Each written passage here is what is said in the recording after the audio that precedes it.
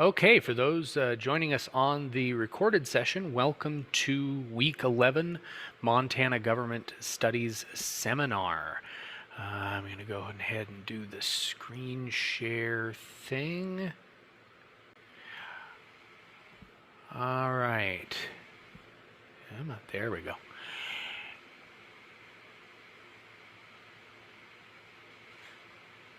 All right.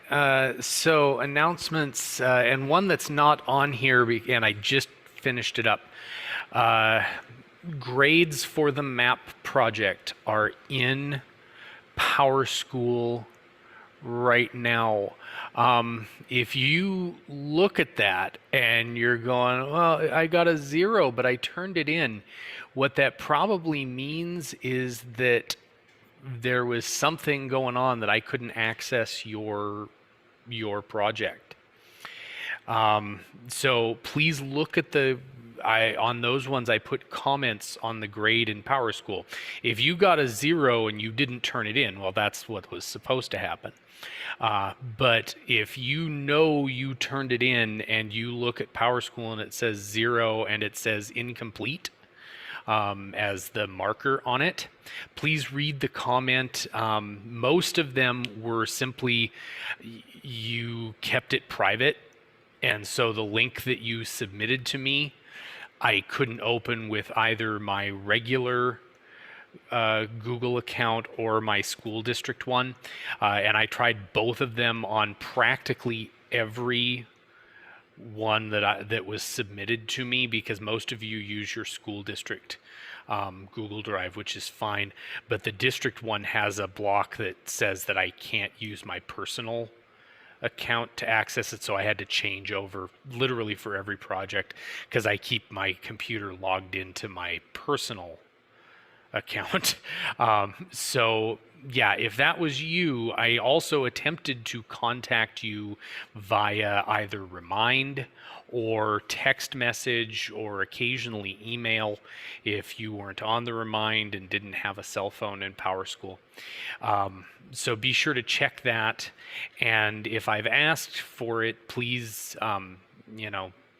either go on to Google Earth and share that with me so I get an email about it, or get the link, make sure anyone with the link can view, or anyone within GFPS with the link can view if you're on your school district Google Drive, and then send me that link so that I can get on and amend your grade. Okay. So that's how that's working out, but be sure to check that. Like I said, I attempted to contact people as best I could. I've heard back from a few people, but I kind of need those ASAP. And then there was one person across the 3 classes that had just completely misconstrued the directions, and so I did contact that person about that. So yeah, so those are in PowerSchool right now. For the most part, if you did it and all of the points were on, all of the places were on there, you got most, if not all, the points. I deducted points if you were missing places or if you had just totally mislabeled stuff. One of the big ones was Powder River. A lot of people put Powder River County instead of the Powder River. So that was an issue with some folks. But yeah, so there you go. Make sure to check those on PowerSchool when we're done here if you have not already. Some of you I know get notifications when I change anything in PowerSchool. You should be working in the Unit 3 reading guide at this point. You should pretty much be in Chapter 10 if you're following along. Remember, I give you multiple weeks to do stuff, not so you are encouraged to wait until the day before it's due and then slop together some half-assed work, but so that you can take your time and it's not overwhelming and you do an actual good job. That's the point of giving you lots of time. Okay, so please take advantage of that. But it shouldn't be I have 3 weeks to get this done, so I'm not going to do anything for 2 3/4 weeks, and then I'm going to, you know, do this completely half-assed job and just turn it in so I can check a box. That's just a bad way to live your life. Don't forget also, current event number 3 is due tomorrow. It has been in the course from the beginning of the semester. So you have known that this is coming. Get her done. Don't forget to do the week 11 discussion forums. Similarly to my little rant about timing with the reading guides, with the discussion forums, you have a week, but please get on and get your initial post that create a new discussion where you respond to the main prompt. Get that done early in the week. It's really not fair for those people that have gotten on and posted their stuff early in the week to have to sit there twiddling their thumbs waiting for people that then don't get on till like 7:45 on Friday. That's not a discussion. That's not fair to those people that are doing what they're supposed to be doing. That's just pure selfishness from folks that just wait till the last minute to do everything. So please don't do that. Get on early, get stuff done early. That way it's a discussion and not just, again, checking a box. You're going to get as much out of this class as you put into it. And some of you are literally just doing the bare minimum, and you're getting bare minimum out of it. Don't forget to do the seminar assignments, which includes the seminar journal, the topic for which you'll get at the end of this session, and the week 11 CNN 10 news quiz, which hopefully many of you have already done. But those two things together are worth 20 points, and lots of folks just skip it entirely, or they only do the news quiz and they don't do the journal. And then a lot of those people turn around, and because they haven't been watching the seminars, they then don't do the essay question on the tests that's based on one of the seminar sessions, or sometimes more than one of the seminar sessions. And so they're losing on the points. So on the tests, they're losing 20+% on the test because they don't do that essay. And in addition, they're losing 20 points a week for not doing the seminar work. So it all sort of ties together. So make sure you're not leaving that stuff blank. And last, but again, not least, please join the Remind. If you're not on the Remind, you're missing important updates that I can't replicate anywhere else. So join the Remind, pretty please. All right, there we go. Change, dumb thing. There we go. So we're talking about the Copper Kings today, two of them specifically, Marcus Daly and William A. Clark. You got to say William A. Clark. Like if you look this guy up on Wikipedia or whatever, if you just do William Clark, you're going to get the guy that was on the Lewis and Clark expedition. And that's not who we're talking about. He would be very old at that point. William A. Clark is the Copper King, one of the Copper Kings of Butte. There was a third Copper King, Fritz Augustus Hines. We're not really going to go into Hines today because the stuff between Daly and Clark's just too juicy. We may talk about Hines next week. All right, so just a little bit of background. So we're in the late 1880s, late 1880s, early part of the 1900s. And so Montana in the 1880s is transitioning from territoryhood to statehood. So we were part of the United States. However, as a territory, we didn't have all of the rights and privileges that a state has. For one thing, we didn't have voting representation in Congress. So the Montana becoming a state is a process that takes several years. We had achieved the population milestones, but Montana was largely controlled at this period in history by the Democratic Party, and the National Congress was controlled by the Republican Party. And so the Republican Party that controlled Congress did not want to see a Democratic Party controlled state enter the Union. They thought that would harm them. This is kind of similar to today, there is a debate over whether the District of Columbia should become a U.S. state. And one of the parties, I'm not going to label at this point, one of the parties wants that very much to happen, and the other one does not. And the one that wants it to happen kind of wants it to happen because they know that they would dominate any election that happens in that district or would-be state. And the other party knows that they would lose very badly in any election that happens in that would-be state. And so the one party says, hey, we don't want to possibly lose power in Congress or lose more power in Congress because we admitted this state into the Union. So right now there's kind of a conflict going on. And that was very much kind of what was happening with Montana as well. So finally, 1889 rolls around and Congress passes an enabling act that allows Montana to become an actual honest-to-goodness state. In July of that year, delegates will meet to draft a state constitution. They had already done this earlier in the decade, and obviously Montana had not become a state, so they sort of rehashed that. And this, the 1889 Constitution highlighted the conflict between, basically between mining interests and everybody else. And mining was something that was going to come to very much dominate state politics and life in Montana in many, many places. All right. So meanwhile, while Montana is becoming a state and all of this is happening, there is a change in how America is going to sort of live its day-to-day life, and that change comes about with the growing adoption of electricity.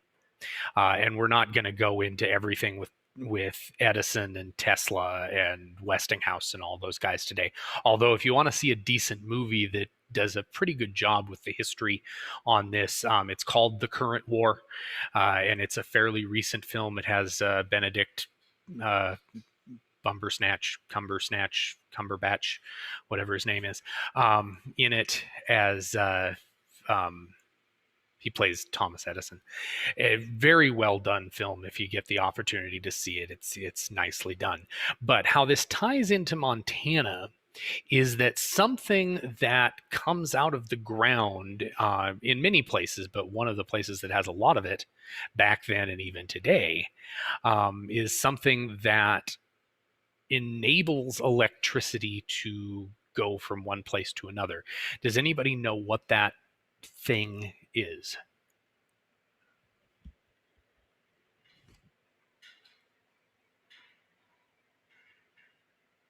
Something that comes out of the ground, enables electrical current. Any ideas? Anyone? Bueller.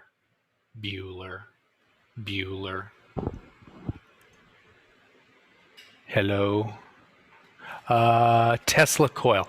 I believe so. The Tesla coil does not come out of the ground, but I believe Tesla coil makes use of this thing.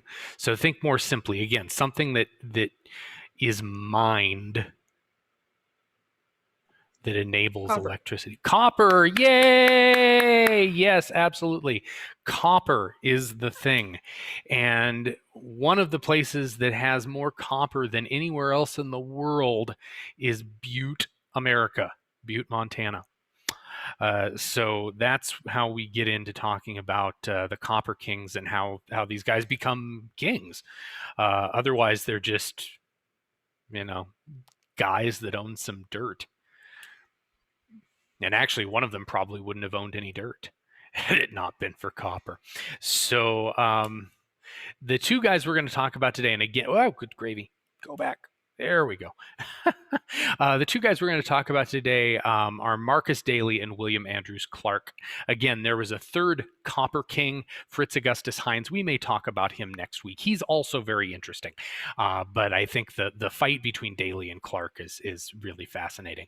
So these two guys were very similar and also very different. So they had both spent time as miners, although Daly had actually been a fairly good miner and mining engineer. Clark had tried mining and basically said, well, this is hard work. I don't like this. And he had gotten involved in other businesses that sort of mined the miners, essentially. So he was more of a financier kind of guy. Daly was Irish Catholic. Clark was also of Irish ancestry, but he was Protestant. So these guys already had a conflict point, because at this point, Catholics and Protestants really didn't get along, especially of Irish descent, and really to this day, Irish Catholic and Irish Protestant, not so much bosom buddies. Again, Daly had started as a miner, as had Clark, but Clark very quickly migrated into banking and other things, because actually doing mining was dirty and hard. Daly was the owner of the Anaconda Company, which comes to very much dominate the state of Montana. Clark's company was maybe not as big, but had a wider reach in terms of other things, railroads, newspapers, things like that. So they both were very important players in Montana. The big thing was that Daly was content being a business magnate. He didn't really seek political power for himself directly. He was happy being the guy behind the power. Clark wanted to be the power. Clark wanted to be a statesman, wanted to essentially be a senator. I think had he been more successful earlier on, I think maybe we would have seen him try to become president of the United States. Clark was the chair of both Montana Constitutional Conventions in the 1880s. And both of these guys constructed lavish mansions, although Clark's was far more lavish than Daly's. Daly's, and you can still visit it, is in Hamilton, Montana. I don't know about during COVID, but you can actually, if you go to Hamilton, Daly is seen as very much a hero in Hamilton. They actually have Marcus Daly Days in Hamilton. Go across the mountain to Anaconda, and you mentioned Marcus Daly, and they spit on the ground. So, yeah, reverence. And then Clark constructed his mansion, which you can also still visit today, in Butte, Montana, and that is the Copper King Mansion. And that is still, I believe, furnished the way that Clark had it furnished, or sort of restored in that style. Both of them really interesting tours, if you ever get the opportunity. By the way, Butte, fascinating city to go for history stuff. All right, so these two guys are going to kind of do battle in a very sort of gentlemanly sort of way. I mean, they're not going to like draw pistols at each other or anything, although I think had they been given the opportunity, they might have. But what's weird is that both of these guys, they were both Democrats. Montana was dominated at this point by the Democratic Party, which is a change from today, where we are dominated largely by the Republican Party. Incidentally, the parties have very much changed their belief structures during this time, during the intervening years. So please don't think that at this point, they were all into, Nancy Pelosi and whatnot. A very different Democratic Party back then compared to today. Very different Republican Party back then compared to today. So just, it's all, you almost can't draw the lines. But their business rivalry is going to spill over into politics. And one of the reasons that they couldn't really get along is that Daly owned one of the things that fell under his companies was timber production. And his timber companies were cutting illegally And Daly knew that if Clark became a senator, he was going to use his power and influence to have Daly's companies investigated. And he couldn't let that happen. So Daly set out to basically oppose anything Clark was trying to do to get himself any kind of power. And basically stymie Clark's political ambitions.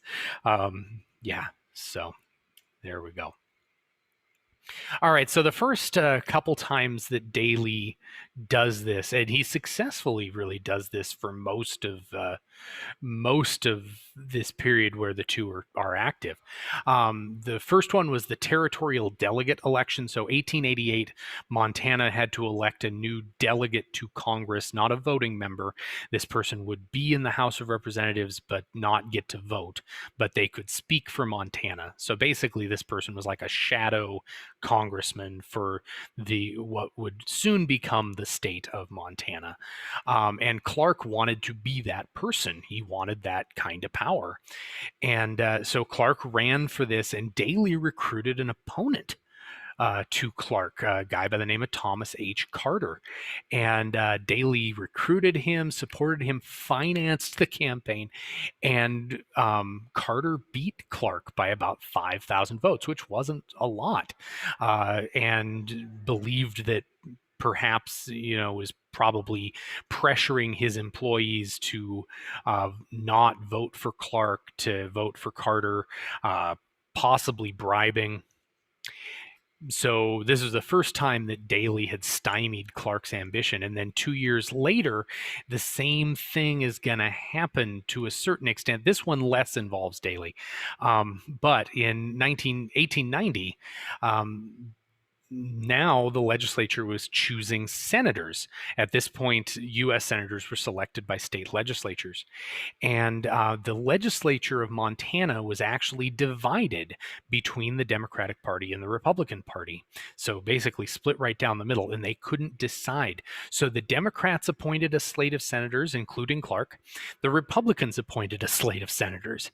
And they sent both slates to Washington, D.C., and basically the Senate would get to decide who was seated. The Senate was controlled by the Republican Party, and as such, Montana's first two senators were Republicans.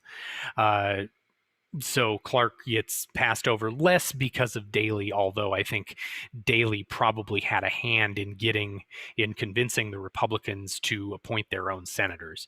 But again, this was all not so public. The next thing's going to be much more personal. So 3 years later, there was a contest. So one of the Senate seats that was appointed was just basically a couple of year term, and they were going to appoint so I guess a 4-year term, and so they were going to appoint somebody to start serving in 1894 for one of those seats.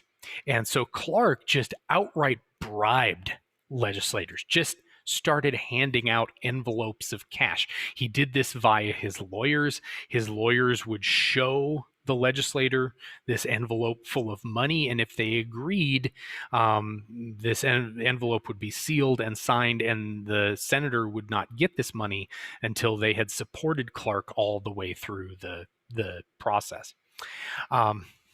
So Clark was doing this. It was not brought out at the time in a super public way, but Daly had his ear to the ground and heard about what Clark was doing, and so Daly found out how much Clark was bribing the state legislature, and he started equally bribing the state legislature to get them to vote against Clark.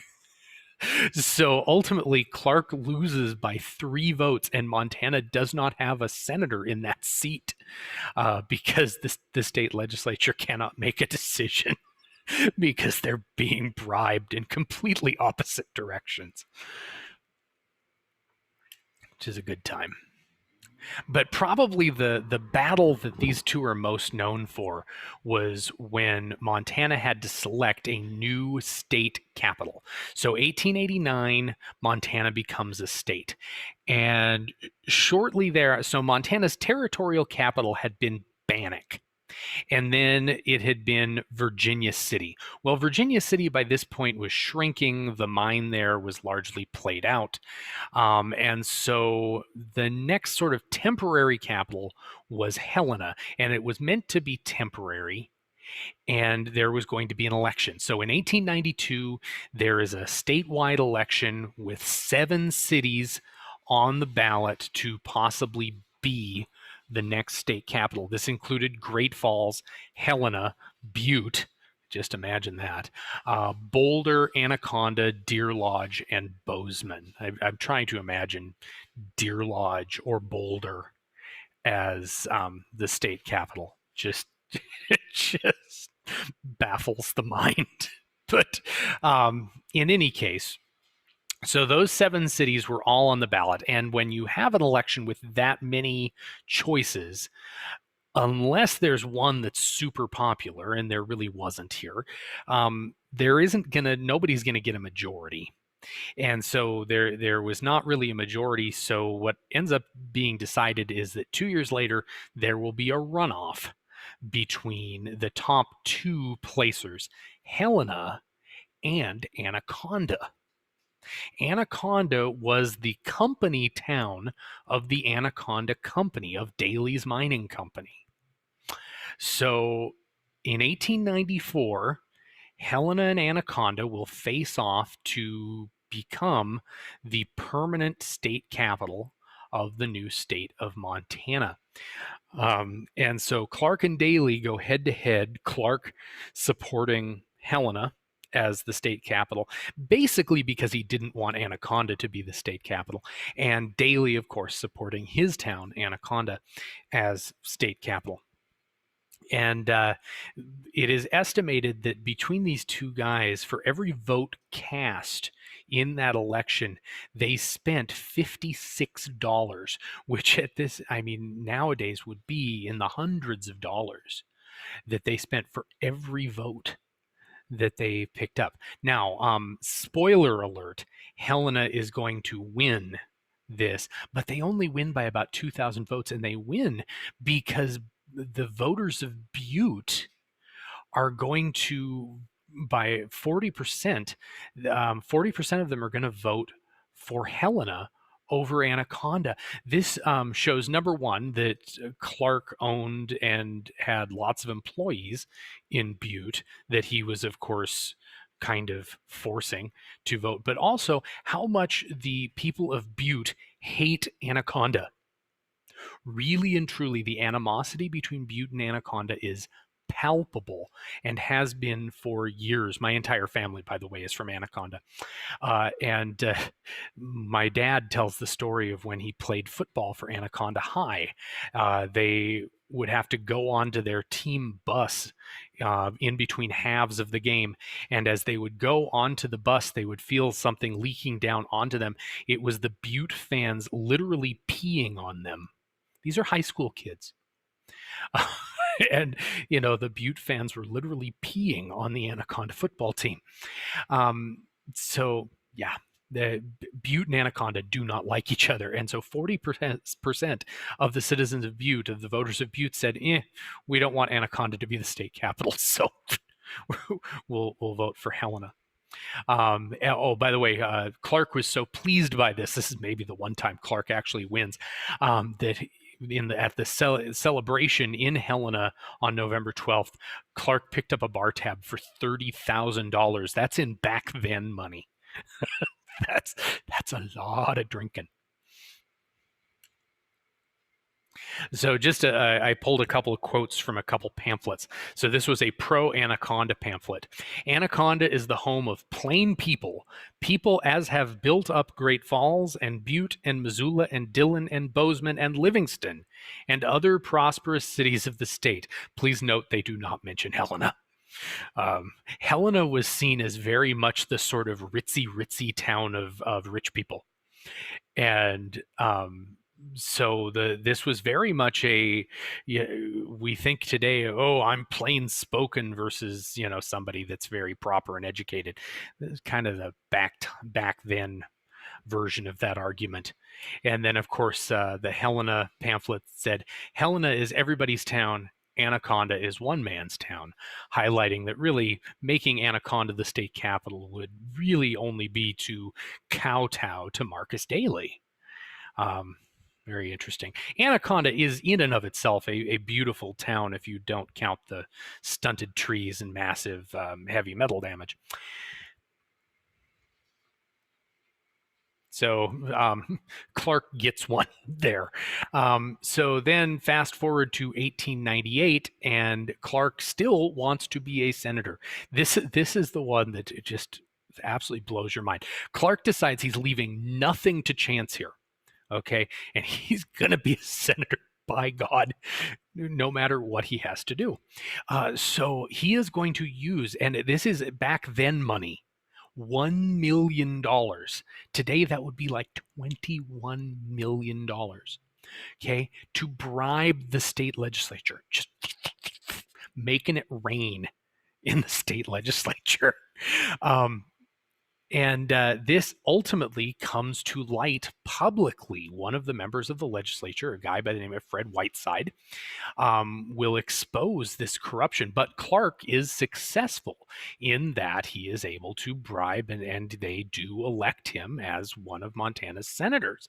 However, because this comes to light, because of Whiteside, not only does the Montana media start investigating this, but the Senate investigates this. And so Clark shows up, and the U.S. Senate basically says, dude, you bought this. We're not seating your ass. And this is actually going to help lead to a constitutional amendment to directly elect U.S. senators by the by. Passes very, very quickly. And it's this that sort of puts that over the top. But we're not done. That's the greatest part of this story. So in any case, Clark's not done here. He's going to be a senator. God damn it. So the governor was basically a crony of Marcus Daly. The lieutenant governor was a crony of Clark. So the lieutenant governor convinces the governor that the governor's attention is required outside the state. And so the governor leaves Montana temporarily and leaves the lieutenant governor in charge. There is an open Senate seat. The legislature has gone home. So the lieutenant governor uses the, sort of temporary executive authority to appoint William Clark to the Senate. The governor comes back and goes, "Whoa there, Nellie. I did not intend for you to appoint a senator." And the governor protests this and appoints his own candidate, Paris Gibson, the founder of Great Falls. And the U.S. Senate goes, well, Gibson didn't buy it, so I think we're going to go with Paris Gibson. So Clark, again, stymied, but he ain't done. Yeah, so... and it's during the 1898 that Mark Twain comments on William A. Clark, and I believe this is the greatest quote about any politician ever in history. "He is as rotten a human being as can be found anywhere under the flag. He is a shame to the American nation, and no one has helped to send him to the Senate who did not know that his proper place was in the penitentiary with a ball and chain on his legs." Mark Twain, right there. So this part of the War of the Copper Kings, again, Fritz Augustus Heinz, there's a whole other part of the Copper King Wars. But the Daly versus Clark ends in 1900 with the death of Marcus Daly. Shortly before Daly's death, he is going to sell the Anaconda Company to the Amalgamated Copper Company, which was owned in large part by John D. Rockefeller, the richest human being to ever have lived. Makes Jeff Bezos look like trailer park trash. That's how rich John D. Rockefeller was. And by the way, selling to Amalgamated was horrible for the workers. Amalgamated's labor policies made Daly look kind, which is pretty sad because Daly was a bleeping jerk. So 1901, without Daly there to stop him, Clark will finally get elected to the U.S. Senate. He will serve one term, and thereafter he makes everybody call him the Honorable Senator Clark.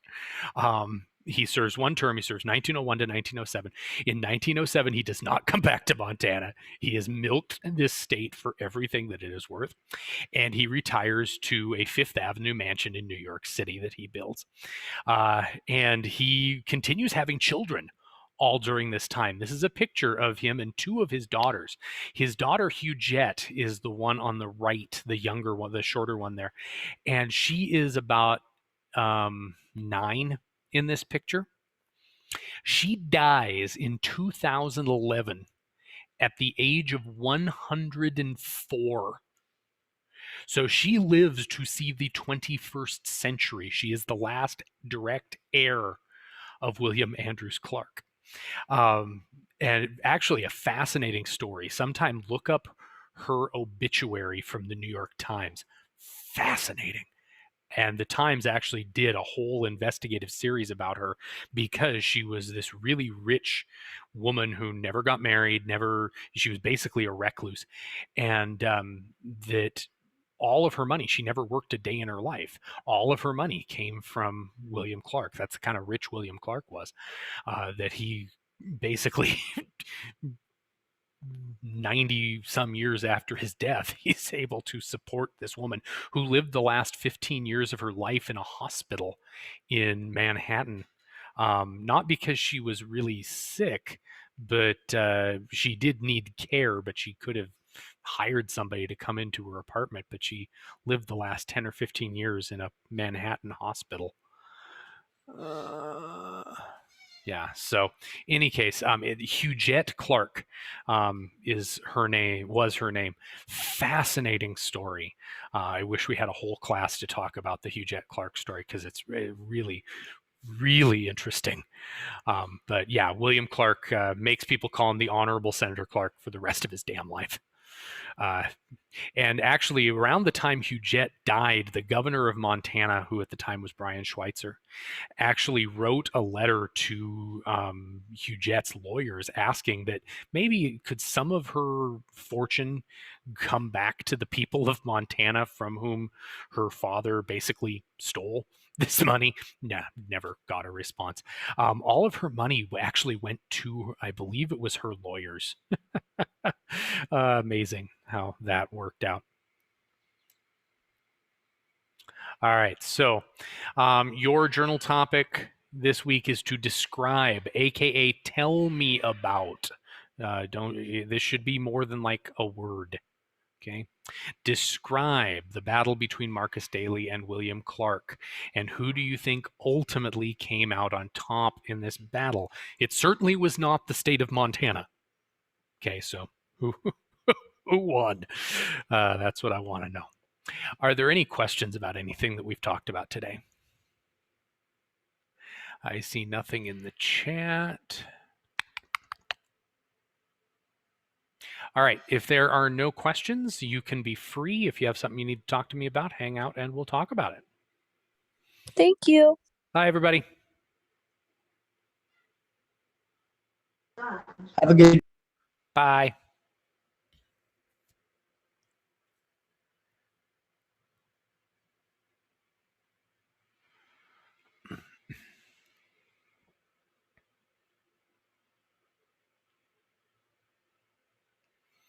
Erica, did you have a question or just writing down the journal topic?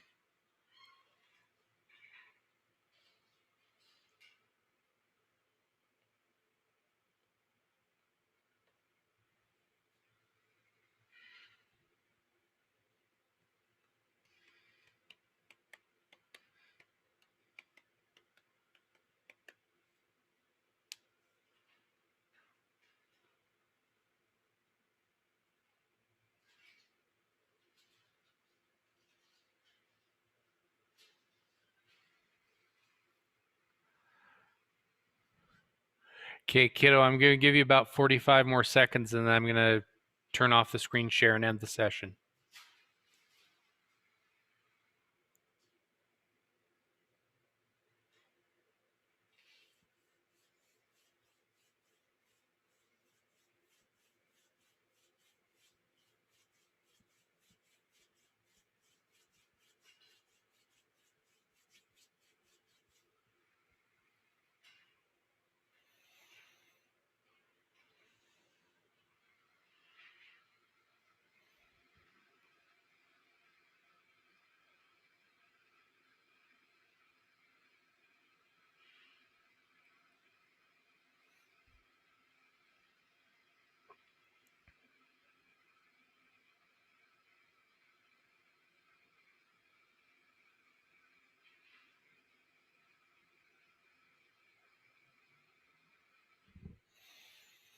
All right, kiddo, I'm going to end the session now, okay?